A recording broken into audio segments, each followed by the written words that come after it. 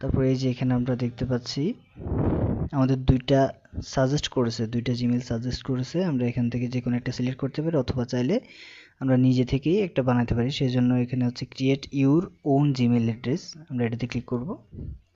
তারপর এখানে আমাদের ইচ্ছা মতো আমরা যেভাবে জিমেইলটা রাখতে চাই সেভাবে আমরা জিমেইলটা দিব।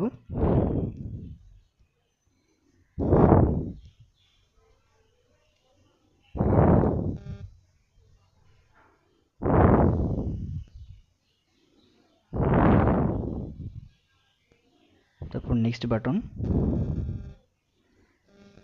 এটা আমাদের নিচের সাথে কিছু সংখ্যা দিতে হবে।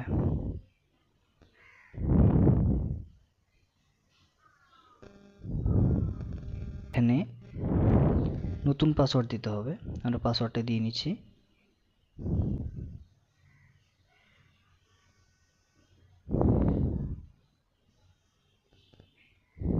পাসওয়ার্ড দেওয়ার পর নেক্সট বাটন, তারপর সেভ বাটন যদি সেভ করে রাখতে চান, তারপর নেক্সট বাটন।